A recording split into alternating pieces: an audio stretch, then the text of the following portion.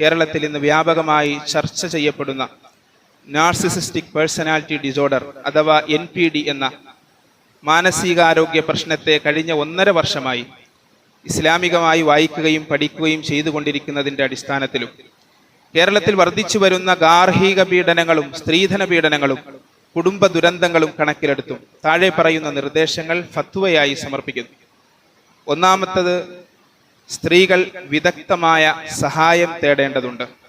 ഇത്തരം സാഹചര്യങ്ങളിലൂടെ കടന്നുപോകുന്ന സ്ത്രീകൾ സ്വയം തങ്ങളുടെ ജീവിത പങ്കാളിക്ക് നാർസിസിസ്റ്റിക് പേഴ്സണാലിറ്റി ഡിസോർഡർ ഉണ്ട് എന്ന് തീരുമാനിക്കരുത്.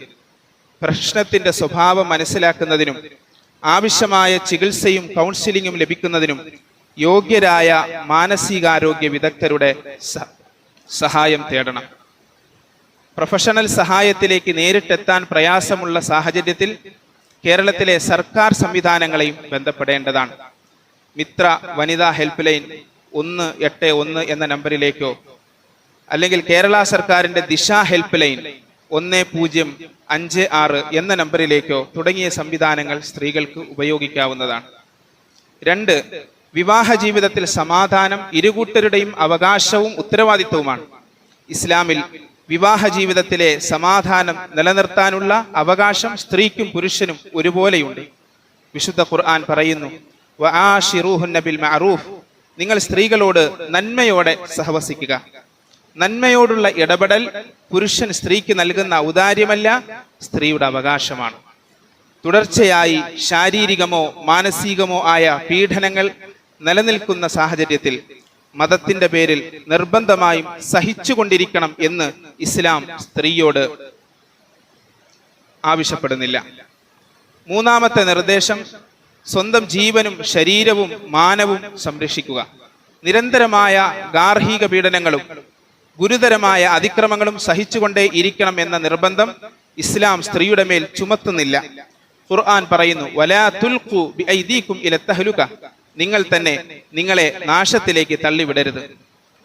പ്രസിദ്ധമായ പ്രവാചക അധ്യാപനം ഇപ്രകാരമാണ്, ലാ ളററ വലാ ളിറാറ, സ്വയം ദോഷം വരുത്തരുത്, ദോഷത്തിന് വിധേയമാവുകയും ചെയ്യരുത്.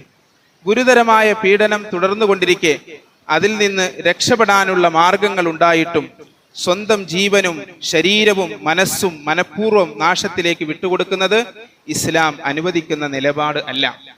ചില സാഹചര്യങ്ങളിൽ പീഡനം തടയുന്നതിനുള്ള മാർഗങ്ങൾ സ്വീകരിക്കുകയും സുരക്ഷിതമായ സഹായം തേടുകയും ആവശ്യമായാൽ ശരീഅത്ത് അനുവദിക്കുന്ന വേർപിരിയൽ മാർഗങ്ങൾ അന്വേഷിക്കുകയും ചെയ്യുന്നത് സ്ത്രീയുടെ നിയമാനുസൃതമായ അവകാശമാണ്.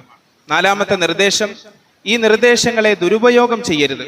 മേൽപ്പറഞ്ഞ അവകാശങ്ങളെ ദുരുപയോഗം ചെയ്ത് അസത്യമായ ആരോപണങ്ങൾ ഉന്നയിക്കുകയോ നിരപരാധിയായ ഒരാളെ മനഃപൂർവ്വം അപകീർത്തിപ്പെടുത്തുകയോ വ്യാജ പരാതികളിലൂടെ വ്യക്തിപരമായ നേട്ടം നേടാൻ ശ്രമിക്കുകയോ ചെയ്യുന്നത് ഗുരുതരമായ പാപവും അനീതിയുമാണ്.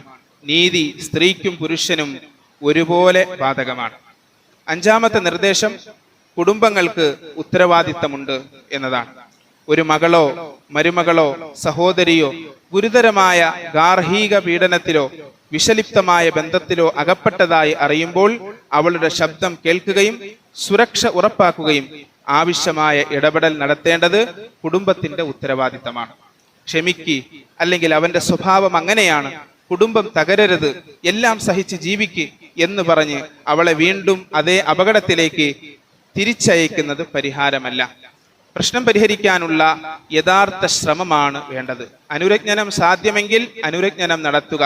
സാധ്യമല്ലെങ്കിൽ ശരീഅത്ത് അനുവദിക്കുന്ന ഖുൽഅ്, ഫസ്ഖ് തുടങ്ങിയ മാർഗങ്ങളെക്കുറിച്ച് യോഗ്യരായ പണ്ഡിതന്മാരുമായും നിയമ വിദഗ്ധരുടെയും സഹായം തേടുക. അള്ളാഹു പറയുന്നു, ഫഇംസാകും ബിമഅറൂഫിൻ ഔ തസ്രീഹുൻ ബിഇഹ്സാൻ, നല്ല നിലയിൽ നിലനിർത്തുക, അല്ലെങ്കിൽ നല്ല രീതിയിൽ പിരിച്ചുവിടുക. ഇതാണ് ഇസ്ലാമിന്റെ നീതിയുള്ള സമീപനം. വല്ലാഹു വറസൂലുഹു അഅലം. ശരിയായ കാര്യം അള്ളാഹും അവന്റെ റസൂലുമാണ് ഏറ്റവും കൂടുതൽ അറിയുന്നത്. വസല്ലല്ലാഹു വസല്ലം അലാ ഖൈരി ഖൽഖിഹി മുഹമ്മദിൻ വആലിഹി വസഹ്ബിഹി അജ്മഈൻ വൽഹംദുലില്ലാഹി റബ്ബിൽ ആലമീൻ.